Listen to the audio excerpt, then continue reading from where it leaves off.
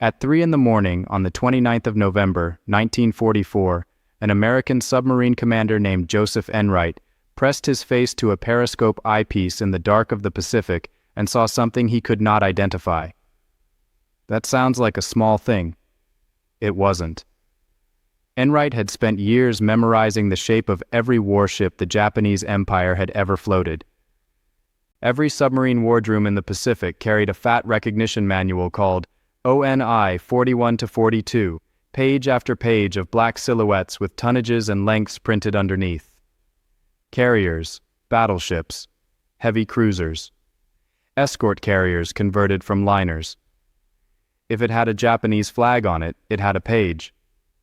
What Enright was looking at had no page. He could see a flight deck.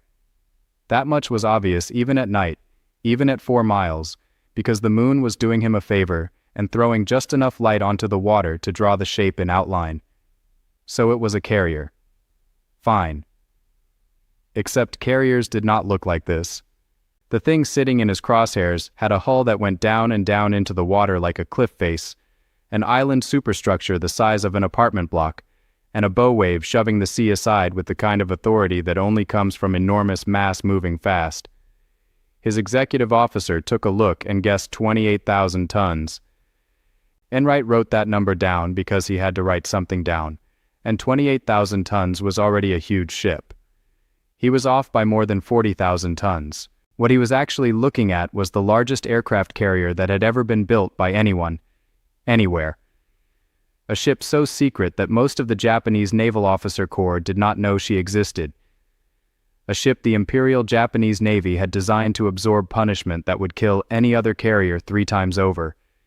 She had been in commission for 10 days. She had been at sea for 9 hours. Her name was Shinano, and by lunchtime she would be 4,000 meters down with 1,435 men inside her. 6 torpedoes. 4 hits. 17 hours from harbor to seabed.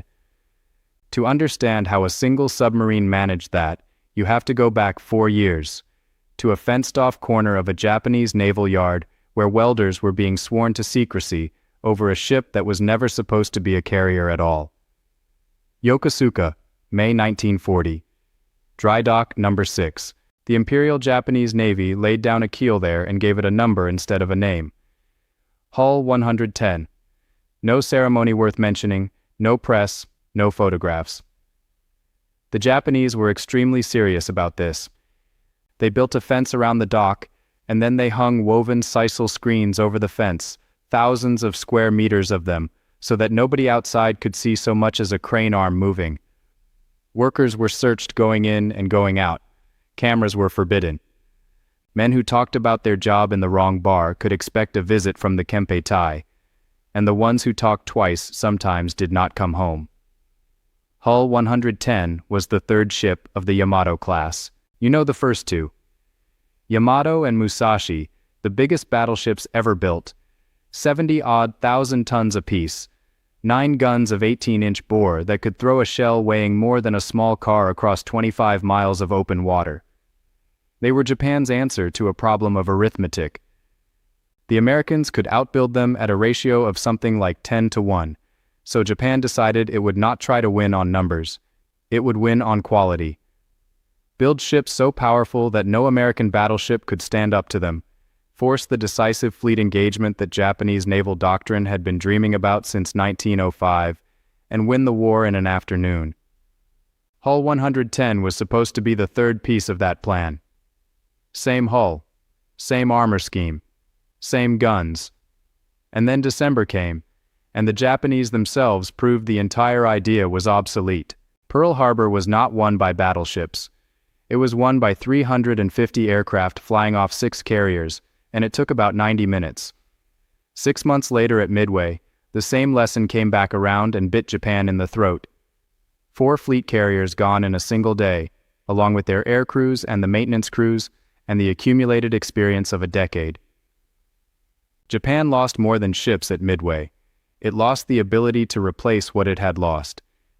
So in the summer of 1942, with Hull 110 sitting about half-built in that screened-off dry dock, somebody in the Naval General Staff asked the obvious question. Why are we finishing a battleship? The order came down in June. Hull 110 would be completed as an aircraft carrier. Now, converting a battleship into a carrier is not a small edit. It is closer to a personality transplant. You cut off everything above the armored deck. You build a hangar on top of that. You build a flight deck on top of the hangar. You rip out the barbettes and magazines meant for 18-inch shells and turn those spaces into Avgas bunkers and bomb rooms. And then you spend a very long time arguing with your own naval architects about what the result is actually for. That argument is the interesting part, and it's the part most tellings of this story skip. Shinano was not built to be a strike carrier. She was too slow in the turn, her hangar was too small for the size of the hull, and she could only really operate somewhere around 47 aircraft, which is embarrassing for a ship of her tonnage when American Essex-class carriers were pushing 90 on a much smaller displacement. The Japanese knew this. The plan, at least on paper, was for Shinano to work as a kind of armored mothership, an unsinkable supply base that would steam along behind the fast carriers, holding spare aircraft, fuel, ordnance, and repair facilities, feeding replacements forward as the strike groups burned through them. A floating airfield that could take a beating and keep issuing planes. Which is why they kept the battleship armor. Here I want to be precise, because a lot of people repeat numbers about this ship that are simply wrong. Shinano did not carry Yamato's full 16-inch belt. During conversion, the belt was cut down to roughly 8 inches at the waterline, and her flight deck carried around 3 inches of armor plate on top of steel decking, backed in places with concrete. That is not as thick as the internet likes to claim. It was still, by a wide margin, the most heavily protected flight deck afloat in 1944. American carriers had wooden flight decks. British carriers had armored ones, and were rightly proud of it, but nothing on the scale of this. Underneath, Shinano kept the Yamato hull's compartmentalization. Over 1,000 watertight spaces, a torpedo defense system running the length of the machinery, pumping arrangements sized for a battleship. The design staff ran the numbers and concluded she could take somewhere in the region of 18 to 20 torpedo hits and stay afloat. You will hear people mock that figure. Don't. It wasn't fantasy and it wasn't propaganda. On paper, with the ship finished and tested and crewed by men who knew her, it was probably close to true. The Yamato hull was extraordinarily hard to kill. Musashi proved it a month before this story happens, absorbing something like 19 torpedoes and 17 bombs in the Sibuyan Sea over the course of an entire day before she finally went under. The number was real. The problem was the word finished. By 1943, Japan was running out of everything. Steel, welders, electrical cable, machine tools, time. Hull 110's conversion kept getting bumped down the priority list, while yards scrambled to repair damaged ships and knock out cheaper escort carriers. Progress crawled. Then, in 1944, the priority flipped hard the other way, and the yard was ordered to finish her at speed, because the strategic situation had changed in a way that made every hour in dry dock dangerous. The Marianas fell in the summer of 1944. Saipan, Tinian, Guam. American engineers immediately began carving runways out of the coral, and those runways were long enough for the B-29 Superfortress.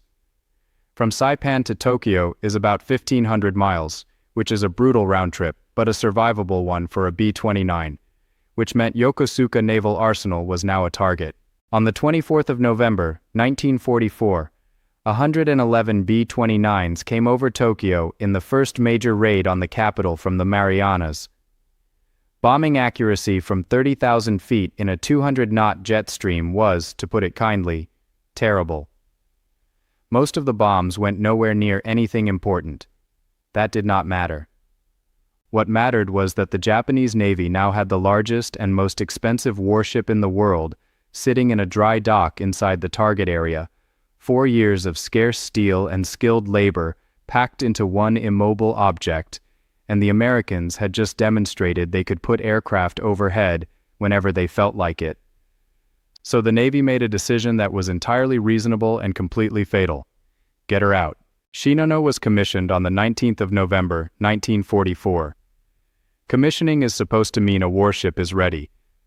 In her case, it meant a flag was raised and paperwork was signed, and everybody involved understood that what they had was a hull with engines, not a warship. The plan was to move her the 400-odd kilometers west to Cure, in the sheltered inland sea, where she could be finished properly out of range of the bombers, work up her crew through the winter, and be ready for operations by early spring. Her captain was Toshio Abe, 54 years old, a destroyer man by trade, a torpedo specialist, a veteran of Midway, where he had commanded a destroyer division and had been given the miserable job of scuttling the burning carrier Akagi with his own torpedoes. That last detail sits badly in the story, and I don't think it's possible to ignore it. The man ordered to sink a Japanese carrier in 1942 was given command of the biggest one Japan ever built in 1944 and lost her in 11 days. Abe did not want to sail. He said so, in writing and in person, more than once. His arguments were specific rather than nervous.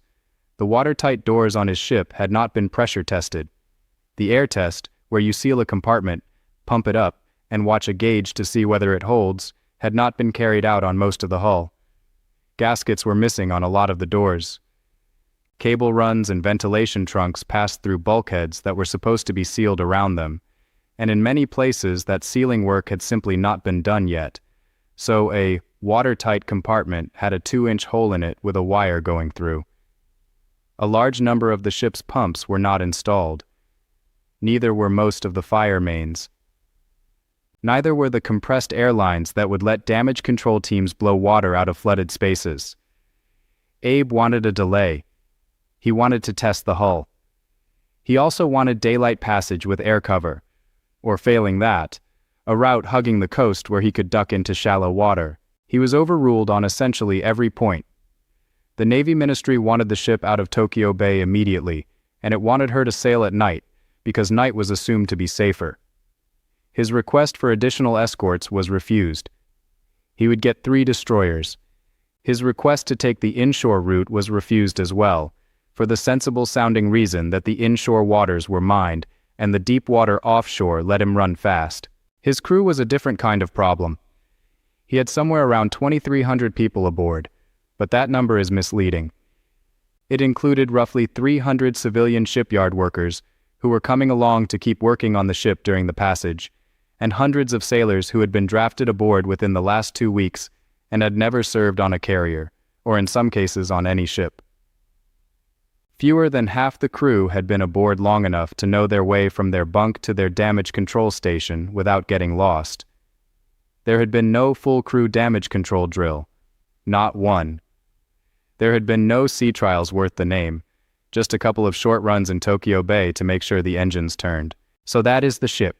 72,000 tons fully loaded, 266 meters long, the most heavily armored flight deck in the world, ballasted with 50 aircraft she couldn't fly, 650 tons of stores, an untested hull, a half-trained crew, and a captain who had told his superiors this was a bad idea and been told to sail anyway.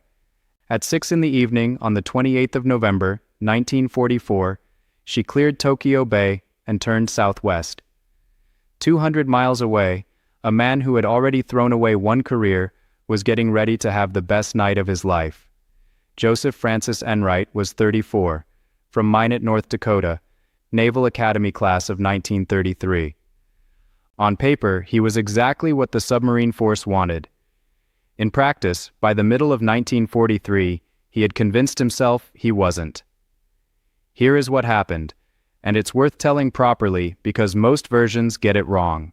Enright took command of USS Dace, a brand-new Gato-class boat, in 1943. On her first war patrol, off the Japanese home islands, Dace picked up a Japanese aircraft carrier. Sources differ on which one. Enright himself believed it was Shokaku, one of the Pearl Harbor veterans. What is not in dispute is that he had a contact, at night, in weather, and he did not attack. He did not fire and miss. That would almost be easier to live with. He hesitated. He lost the range. He made a series of cautious decisions in the space of about 20 minutes, and by the time he had worked himself up to committing, the carrier and her escorts had drawn away, and it was over. Dace came home from that patrol with nothing on the board. And then Enright did something almost nobody in the submarine force did voluntarily. He walked into his squadron commander's office at Midway and asked to be relieved of command. Think about what that costs. Submarine command was the most sought-after job in the Navy. Skippers were removed for lack of aggression all the time, but they had to be pushed. Enright pushed himself out. He wrote later that he had lost confidence in his own judgment and that he was not going to get men killed while he sorted himself out. The Navy took him at his word and gave him the most humiliating job it could find for a qualified submarine commander. He was put in charge of the submarine base personnel pool at Midway. Midway, by 1944, was a sandbar with an airstrip, some fuel tanks, a lot of birds, and a barracks. Enright spent 9 months there, arranging accommodation for the crews of boats that came in off patrol, listening to other men tell stories about their kills, running the laundry and the bunk assignments. 9 months of that will either finish a man or fix him. In the summer of 1944, he asked for another boat. He had no real right to expect one.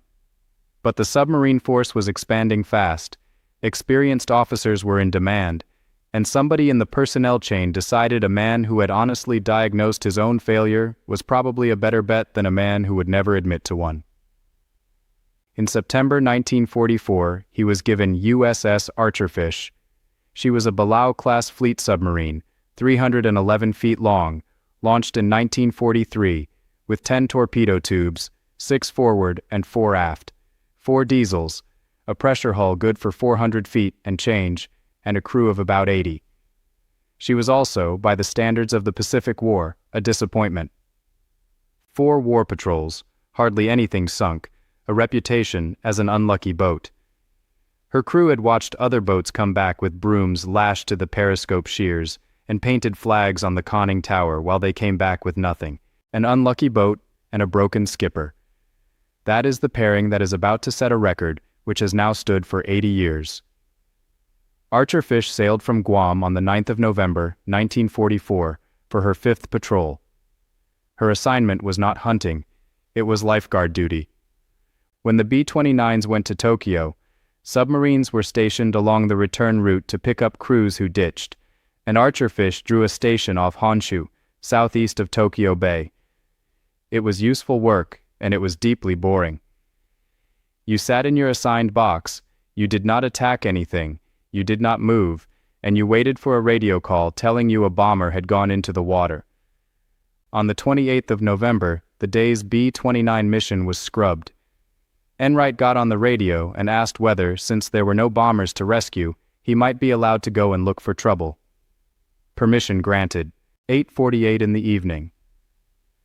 Archerfish is running on the surface off the entrance to Tokyo Bay, charging batteries, radar sweeping. Sea state low.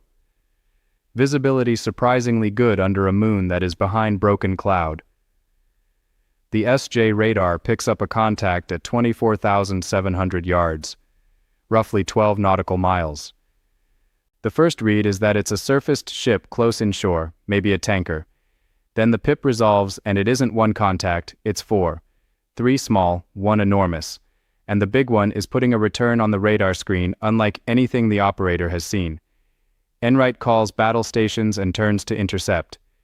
What follows is 6 hours of the least glamorous work in naval warfare, which is simply trying to get in front of something faster than you. Archerfish, flat out on the surface with all 4 diesels howling, can make about 19 knots. Shinano is making 20. That single knot is the whole problem. If the geometry stays the way it is, the Japanese formation slowly pulls away and disappears to the southwest, and there is nothing on Earth Enright can do about it. A submerged submarine is even worse, good for maybe 9 knots, and only for a short while before the batteries die. To attack, he has to be ahead of the target and off to one side, close enough to shoot, with the target coming to him. Chasing from behind is pointless. So Enright does the only thing available. He runs parallel, out on the target's beam at a range of about 7 miles, and he bets everything on the zigzag. Zigzagging is standard anti-submarine practice. Instead of steaming in a straight line, a valuable ship swings 20 or 30 degrees off her base course every few minutes, holds it, then swings back the other way. It makes the ship's actual position harder to predict and ruins a submarine's firing solution. What it also does is slow her net speed of advance, and, crucially, it means that on roughly half the legs, the target is angling toward the submarine rather than away. Enright's plan is to hang on out there in the dark, keep pace, and hope one of those zigs comes far enough toward him to close the range. For hours it does not work. He gains a little on one leg, loses it on the next. The chase drags south down the coast of Honshu, past midnight, into the small hours. The radar plot is the only thing anybody in the conning tower cares about. Around 10:30 at night he sends a contact report. Standard practice. Tell Pearl Harbor and any nearby boats that there's a carrier task group heading southwest, in case somebody else can get a shot. That transmission is picked up by Japanese direction-finding stations, and it may be the single most consequential radio message of the entire war in the Pacific. Because aboard Shinano, Captain Abe now knows there is at least one American submarine tracking him. What he cannot know is how many. He assumes, reasonably and wrongly, that the transmission is one boat calling in a wolf pack, and that there are more submarines ahead of him in the dark, waiting. American wolf packs were real, and Abe knew all about them. That assumption drives every bad decision he makes over the next 12 hours. His escort commander suggests turning inshore and sheltering for the night. Abe refuses. Turning inshore means slowing down, and slowing down means letting the pack close in. His own destroyer captains ask permission to run down the submarine's estimated position and hunt it. Abe refuses that too, because it would mean detaching a third of his screen and leaving the carrier more exposed to the submarines he thinks are out there. He decides the safest thing he can do is keep going fast in company, straight down the throat. And then, around 10:45, his ship breaks. One of the propeller shaft bearings starts running hot. It's a new construction fault, exactly the kind of thing that trials are supposed to shake out, and exactly the kind of thing you get when you skip trials. The engineering officer reports that he cannot guarantee the shaft at 20 knots. Abe reduces to 18 knots. Out on the dark water 7 miles to port, Archerfish's plot begins to show something the crew has been waiting 6 hours for. The range is coming down. By 3 in the morning, the geometry is close but not good enough. Enright is ahead of the formation now, but not far enough off the track to shoot cleanly, and the range is still around 5,000 yards. He has one more decision to make, and it's a nasty one. Submerge now and take a long, low-percentage shot, or stay on the surface a while longer and risk being spotted by a destroyer lookout at close range, which in those waters means being run down and killed. He takes her down at 0305, and Shinano, at almost exactly the same moment, zigs directly toward him. There is no way to tell this part of the story without admitting how much luck is in it. Abe's zigzag pattern was mechanical. His navigator was following a printed schedule. At that particular minute, the schedule called for a turn to port, and that turn put 72,000 tons of aircraft carrier on a heading that would carry her right across the bow of a submerged American submarine at 1,400 yards. Enright watched it happen through the periscope and later wrote that he could not believe what he was seeing. His problem changed instantly from, "How do I get a shot?" to, "I am about to be run over." The firing solution goes into the torpedo data computer.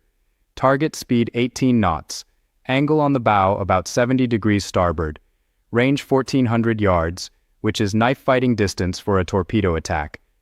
6 fish in the forward tubes, Mark 14S, each carrying about 600 pounds of torpex, running at high-speed setting. And here, Enright makes the one technical decision that actually decides this whole story. Standard American doctrine against a big-hulled target was to set the torpedoes deep, 10 or 12 feet, so they would pass under the anti-torpedo bulges and detonate against the vulnerable underside of the hull. Against a battleship-hulled ship with a proper torpedo defense system, a shallow hit is exactly what the designers planned for. The bulge absorbs the blast, the liquid layer behind it dissipates the shock. The holding bulkhead stops the fragments, and the ship shrugs. Enright set his torpedoes to run at 10 feet. Shallow, high on the hull. Some accounts treat this as brilliance. I think it was closer to a guess. He believed he was shooting at a 28,000-ton carrier, and 10 feet is a sensible depth for a carrier-sized target. He had no idea he was firing at a Yamato hull, but because the fish ran shallow, they hit above the deepest part of Shinano's torpedo defense system, at the point where the armored belt met the bulge, in a seam that on the original battleship design was a known weak point, and on the converted carrier had never been tested. At 0317, he fires all 6, spread across the target's length at 8-second intervals. 47 seconds after the first fish leaves the tube, the first explosion arrives, then a second, then a third, then a fourth. In Archerfish's control room, men are counting out loud. 4 hits out of 6, at 1,400 yards, on the largest target any submarine has ever fired at. Enright takes one more look through the periscope, sees fire on the carrier's starboard side, and takes his boat deep. The destroyers come after him, and they come hard. 14 depth charges over the next hour. None of them close. Archerfish sits at 400 feet, silent, listening, while 80 men try not to think about the fact that they have no idea what they just hit. Aboard Shinano, the first thing anybody felt was not a bang. It was a shove. 4 torpedoes struck her starboard side in a line, roughly amidships and aft, over the space of about 20 seconds. 2 of them opened up empty spaces. 1 flooded a starboard boiler room. 1 tore into a compartment that was still full of shipyard workers' equipment. At first, the ship behaved exactly the way the designers promised. She took on a 9-degree list to starboard within 10 minutes, and the damage control officer counter-flooded to correct it, deliberately letting water into port-side voids to balance the ship. This is correct procedure. Every Navy does it. It brought the list back to a manageable 1 to 2 degrees, and Abe was informed that the situation was under control. It was not under control. It was 3 separate disasters interlocking. The first was the counter-flooding itself. Shinano's counter-flooding arrangements were among the systems not yet complete, and the crew flooded spaces they should not have flooded, which cost the ship thousands of tons of reserve buoyancy she never got back. The list went away. The ship sat lower. That is a bad trade, and nobody aboard realized they had made it. The second was the water that would not stop moving.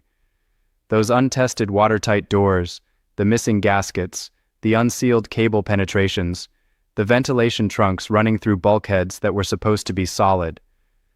Water entering the flooded boiler room did not stay in the flooded boiler room. It seeped, then trickled, then poured, 1 compartment at a time, into spaces the plot and damage control still had marked as dry. Every hour, the ship's actual condition drifted further from the ship's reported condition. The third was that the men fighting it did not know the ship. The damage control parties had never drilled aboard her. They were sent to find valves in compartments they had never entered, in the dark, on a healing deck, and half of them were shipyard civilians who had no business being there at all. Portable pumps that should have been aboard were still on a wharf in Yokosuka. The compressed air lines that would let them blow flooded spaces clear were not connected, and Abe, still convinced there was a wolf pack out there, refused to slow down. That is the decision that killed Shinano, and I find it genuinely hard to condemn him for it. He had been told to expect submarines. He had heard the contact report go out. Every instinct in a destroyer officer's body says that a stopped ship is a dead ship. So he held 18 knots, then 16, then 12, and all the while the forward motion of the ship was forcing seawater into her open wounds under pressure, driving it deeper into the hull, tearing at bulkheads that were already loaded past their design. By 6 in the morning, 3 hours after the attack, the list was back and growing. 10 degrees. Water was in the machinery spaces. Boilers were being shut down as their fire rooms flooded. Speed fell to 10 knots. By 8, she was down to a crawl, and the list was passing 15 degrees. Below decks, men were working on decks tilted like a hillside, in the dark, with fuel oil on the water and the ventilation dead. Abe finally accepted what his damage reports had been telling him for hours and turned toward the coast. He was going to try to beach her in shallow water off Cape Shionomisaki, put her aground where she could be salvaged. He didn't have the speed to get there. The destroyer Yukikaze was ordered alongside to take the carrier under tow, which is an almost comic proposition. Yukikaze displaced about 2,000 tons. Shinano displaced 72,000 and was full of seawater. The tow cables went across, took the strain, and parted. They tried again. They parted again. At around 10 in the morning, the last boilers went out and Shinano lost all power. No engines, no pumps, no lights, nothing. The list was past 20 degrees. Abe ordered abandon ship at about 10:18. The portrait of the emperor, which every Japanese warship carried, and which was treated with something close to religious seriousness, was passed down to a destroyer with more ceremony than the circumstances really allowed. Men went over the side in their hundreds. And this is where the unfinished ship killed the largest number of her own crew. Shinano's boats and life rafts were not properly rigged. A lot of them were still lashed down as deck cargo, in crates, exactly as they had been loaded at Yokosuka. The heel made it impossible to launch anything from the high side. Men who could not swim, and there were a great many of them in a crew scraped together from new drafts, went into the water anyway with nothing to hold on to. The sea off Shionomisaki in late November is cold enough to take the strength out of a healthy man's arms in half an hour. At 10:57 on the 29th of November, 1944, Shinano rolled onto her starboard side and went down by the bow. Survivors described the sound of her going as an enormous groaning of metal and a rush of air that flattened the water around her. 17 hours after leaving Tokyo Bay, 10 days after commissioning. She had never launched an aircraft. Captain Toshio Abe did not leave his ship. He was last seen on the compass platform. Several officers stayed with him. Whether that was ritual or shame or simple exhaustion, nobody who could answer the question survived to be asked it. The three destroyers pulled about 1,000 men out of the water. 1,435 did not come out. What happened next tells you everything about how badly the Japanese government understood the shape of the war they were losing. The survivors were not sent home. They were not given leave. They were landed on an island in the inland sea and kept there, isolated, under orders never to speak of the ship or her loss to anyone, including their own families. Some of them were quietly transferred to units in the Philippines and elsewhere, which in late 1944 was close to a death sentence. The families of the dead were told nothing useful. The existence of the ship remained classified. Officially, for the rest of the war, Shinano had never been built, and therefore could not have been sunk. On the other side of the ocean, nobody believed Enright either. Archerfish came home to Guam on the 15th of December, and Enright filed a patrol report claiming a Japanese aircraft carrier of an unidentified type, estimated at 28,000 tons.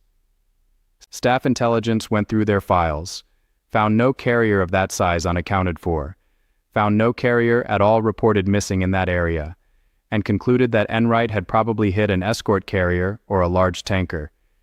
He argued. He had the periscope observations, the sound recordings of 4 hits, and 80 men who had counted them. The intelligence staff eventually settled on crediting him with a 28,000-ton carrier and gave him the Navy Cross, and Archerfish received a Presidential Unit Citation for the patrol. Enright spent the rest of the war fairly sure he had sunk something bigger than anyone believed, and completely unable to prove it. The proof came after the surrender, when American teams went through Japanese naval records in Tokyo and found the file on Hull 110. The Joint Army-Navy Assessment Committee, the body that went back through every claimed sinking of the Pacific War and corrected the record with Japanese documents in hand, revised Archerfish's credit upward from 28,000 tons to 59,000, using the standard displacement figure rather than the full load figure of about 72,000. Either way, the number is the largest warship ever sunk by a submarine. It still is. 80 years later, nothing has come close, and unless somebody builds another 70,000-ton ship and somebody else torpedoes it, nothing ever will.